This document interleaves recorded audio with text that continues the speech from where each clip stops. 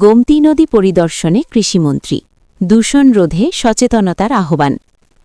কুমিল্লার প্রাণপ্রবাহ খ্যাত গোমতী নদী পরিদর্শন করেছেন কৃষিমন্ত্রী হাজী আমিনুর রশিদ ইয়াসিন।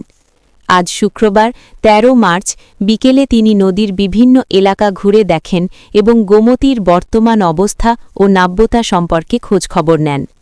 পরিদর্শনকালে কৃষিমন্ত্রী উপস্থিত সুধীজন ও এলাকাবাসীর উদ্দেশ্যে বলেন, গোমতী নদী আমাদের পরিবেশ, জীববৈচিত্র্য এবং বিশেষ করে কুমিল্লার কৃষির জন্য অত্যন্ত গুরুত্বপূর্ণ। এই নদীকে দূষণের হাত থেকে রক্ষা করা আমাদের নৈতিক দায়িত্ব। তিনি নদীতে বর্জ্য ফেলা বন্ধসহ দূষণ প্রতিরোধে সর্বস্তরের মানুষকে সচেতন হওয়ার এবং সম্মিলিতভাবে কাজ করার আহ্বান জানান। নদী পরিদর্শন শেষে কৃষিমন্ত্রী গোমতী নদীর পাড়ে স্থানীয় যুবকদের সঙ্গে এক সৌহার্দ্যপূর্ণ পরিবেশে ইফতার মাহফিলে অংশগ্রহণ করেন। এ সময় তিনি এলাকার তরুণদের সঙ্গে কুশল বিনিময় করেন এবং পরিবেশ রক্ষায় তরুণ সমাজকে অগ্রণী ভূমিকা পালন করার পরামর্শ দেন। তিনি বলেন, তরুণরাই পারে একটি পরিচ্ছন্ন ও দূষণমুক্ত গোমতী উপহার দিতে।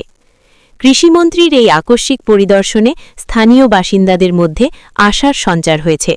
তারা প্রত্যাশা করছেন, গোমতী নদী দখল ও দূষণমুক্ত করতে সরকারের সংশ্লিষ্ট দপ্তরগুলো এখন আরও জোরালো ও কার্যকর পদক্ষেপ গ্রহণ করবে।